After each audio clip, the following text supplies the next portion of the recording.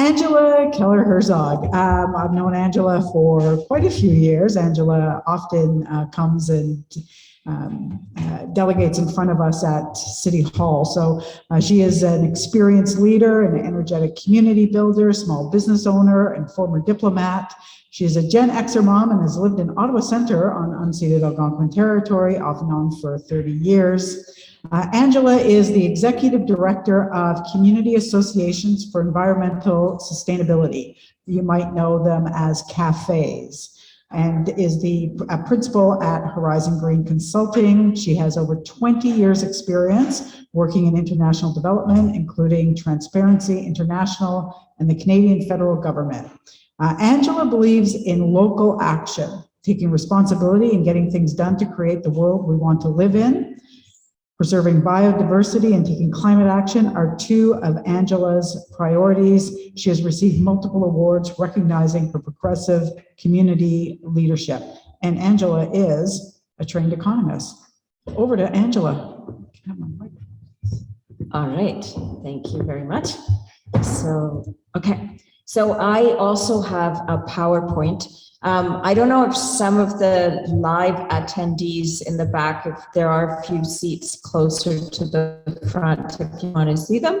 And of course, our online guests are able to see the slides perfectly. So at one point, I was also trying to organize a hybrid meeting, and I was like, oh my God, this is so new. And then my partner said, come on, it's just like having a studio audience. We've done that for a long time. So thank you all for the live participation, for being our studio audience here. So how green is green? Next slide, please. So I'd like to say a couple of words about cafes and what cafes is and does. We, as Catherine kindly spelled out, are community associations for environmental sustainability. We've been around for over 10 years, founded in 2010. And for a long time, we're existing as a network between Greenpoint people in different community associations and other community leaders on environmental issues. And we're a forum to both talk to each other and exchange and keep an eye on the city of Ottawa, so a municipal watchdog on green issues. We have members from urban, suburban, and rural communities and try to keep that dialogue engaged. And we currently have about 270 citizens from over 50 different community associations participating. Next slide, please. So I better start going faster, but I don't want to speak like a motor mouth because I think that's harder to listen to. So what does cafes do? So we do three things. We promote local and neighborhood actions. So I was at Riverside Park this morning and we had an invasive species training and action focused on buckthorn, which I think buckthorn is going to outlive the human species. They're like really well-rooted and pesky plants that will take over if we don't do something. Second, cafes strives to be an effective advocacy network. Hence, Catherine often has to hear the music from the public on environmental issues as a councillor. And I'm happy to tell you that Catherine listens very well and tries to get the points that we're trying to get across, which is exactly the way it should be. And thirdly, cafes seeks to build community.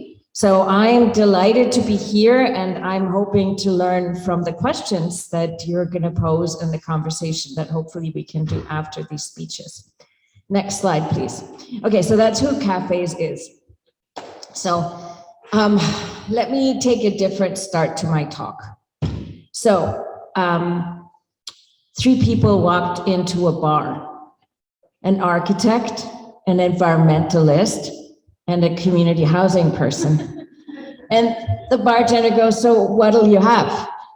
So the architect said, a Manhattan. And the environmentalist said, a grasshopper. And the community housing person said, I'll take a rusty nail. So the bartender served up the drinks, and then he said, well, this is a joke, right? And we said, no, we need to have this talk. There's a lot to talk about. So here we are. There we go. Okay, so I'm going to talk about 3 topics. Magic 3, I'm going to talk about urban forest, green building standards. I'm going to talk about livability and the walkable 15-minute neighborhood. And then I'm going to conclude with some questions and issues to inform what I call the work. Next slide, please. Yeah, okay. So the urban forest, trees, canopy, green space. There's a lot of different perspectives by which people see this or get engaged. So in the urban context, there's this competition between the gray versus the green infrastructure perspective. There's a competition for space, both underground in terms of space for tree roots and utility structures. There's overhead competition for space, and there's this space competition. There's competition for city budget. There's in capital asset management. Are we considering green infrastructure, or are we just doing gray infrastructure? Toon had some numbers for us about how much budget we put on roads and road maintenance and potholes and widening. Well, how does that measure up with our urban forest budget? And maybe some of the European capitals that have beautiful boulevards with tree canopies, maybe they have bigger budgets to like take care of these trees and also enable the trees to have the right for that space that they need to grow. There's cultural perspectives, right? Where there are calls to honor and respect trees, for example, from some of the indigenous knowledge that some of us have been trying to learn. There's efforts to nurture and steward trees also from like biologists who understand their needs. Other perspectives view trees as an amenity for urban life, and yet other perspectives perhaps as an inconvenience. From a health or nature and climate perspective, we know that trees give us important benefits. And like, again, it doesn't matter which one of these perspectives you identify with or you relate to or you have professional training in, there's something that everybody pretty much gets. But looking at the actual benefits, my background is an economist. We can measure these, we can value these, and I think we should do a better job of that. Next slide, please.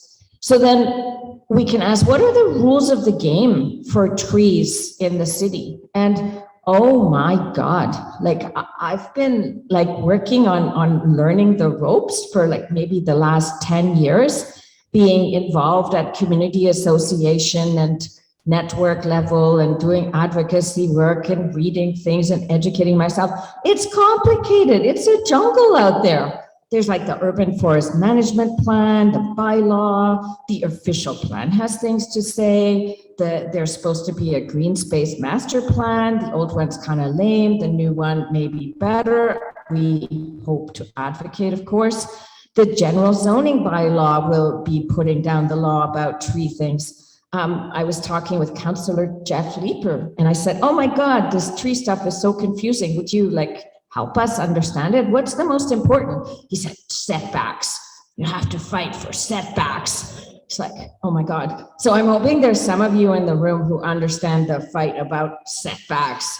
Because like to most people, I mean, come on, like we love trees, but like how do you get excited about setbacks? Well, it turns out we have to. It's a thing.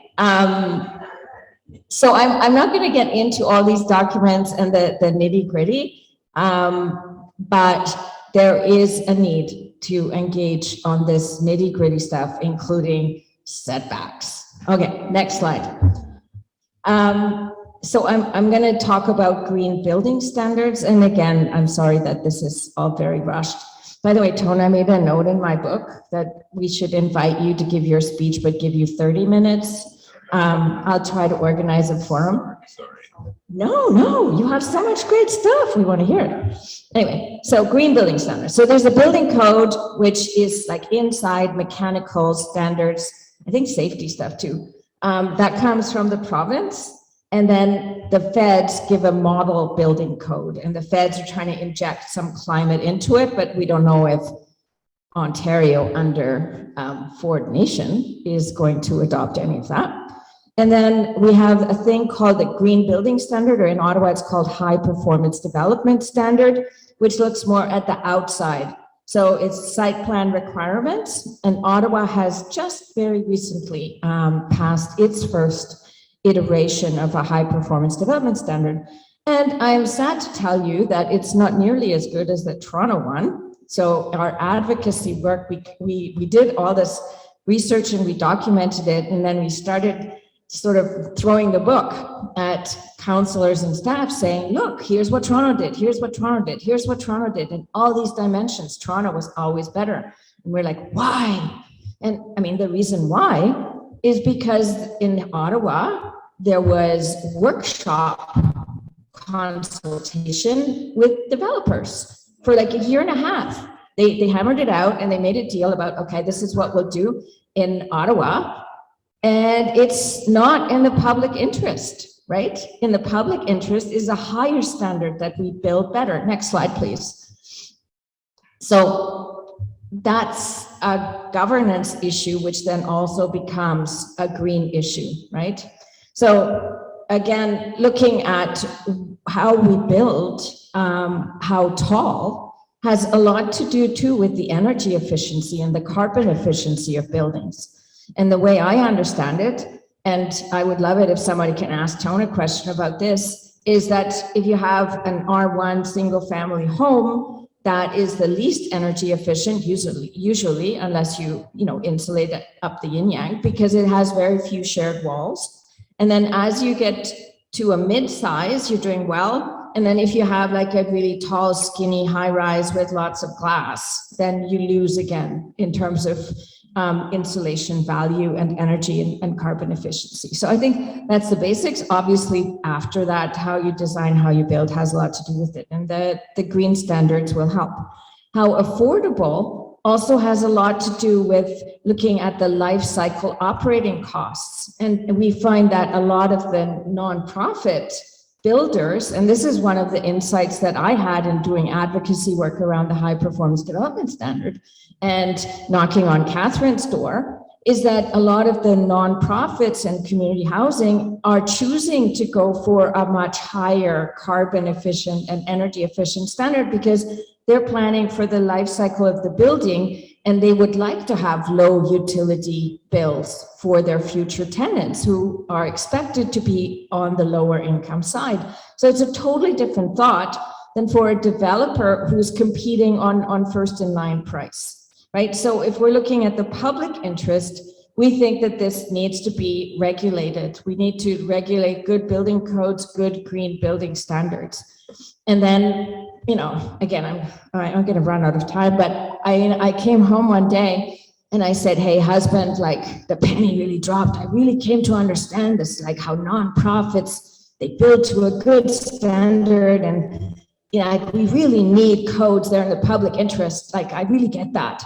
And he goes, Angela, I think the Romans had a building standard. And then, like, you're not the first one to get this. And then I looked it up, and there's this code of, I forget it, Hammurabi, I think, by the Babylonians. And they had this thing that if a builder built a deficient building that collapsed on people, then the punishment was like death by having stone blocks collapse on you. Like, that was a pretty brutal building standard, but there was an insight there that it's in the public interest to build well. So I'll leave you with that image and your interest. Okay, next slide, please. So next I'm supposed to talk about livability. So how do we build so that we have neighborhoods where families, kids, seniors, everybody can like live well and thrive. So the city has come up with, and it's not just the city, right? It's the urban planning community out there has come up with the walkable 15-minute neighborhood. And this slide, which some of you guys can't read, is like the official definition, which sounds all very wonderful. Next slide, please. But we kind of have to wonder, how is this going to look in practice in Ottawa and in Ontario, right? So the picture on the top left is what's called transit-oriented development, and it's the latest that they came up with in the outskirts of Toronto. And the livability, the lifestyle is that you live in a little box, right? And then your alarm clock goes off in the morning and you take your elevator down and then you jump on the transit and you get to your work and you spend 9 hours there. Then you go back to the transit station, pick up some takeout food, maybe some fries, and then you zip the transit back and zoop, you take the elevator back up to your little box and then you play video games and then you go to sleep. So, you know, like that is one lifestyle, and I'm not supposed to judge anybody, I'm told, but I'm hoping my kids don't live that way. And so I think the picture beside it, which is more of like an urban village kind of look, where you have more of a town square, you have benches like outside here, people can talk to each other, there's community spaces, like the space that we're in. I think that that's more what we want in terms of the 15-minute neighborhood. So it's incumbent to people like you, people like us up here to try to build that way. And there's two other pictures there, which some of you in the back can't see. So one is a horde of bicyclists where the subtext says Copenhagen now has more bikes than cars, which is cool. And then there's a picture of outside Dalhousie zone, but the other side of Somerset, where you had the tables outside during COVID and people taking over the street and eating in the evening. So next slide. I'm sensing that I should draw things to a close. So these are my concluding slides. So I think that as advocates, as engaged citizens and community people, we need to do the work. We need to do some math, and math is my friend. So we need to figure out like what kind of setback requirement do we need? Like how many meters, or like, is it like what, you know, are there context specific things we need to learn about in order to plant a canopy tree? What's the right ratio of parking spots to canopy tree spots? I don't think anybody's ever asked that question. So part of the trick is to find what are the right questions. So I'm hoping that you guys, I'm pointing at the camera people, will ask good questions. Next slide, please. So I think we also need to do a better job of valuation. We need to figure out like what value we want to put on having a more healthy community, like physical, mental, spiritual, cultural, social. What value do we put on one less car on the road in terms of pollution, congestion, road building, and maintenance costs avoided? So once we get those values, I think then we can shift also in terms of the city's planning and budgeting.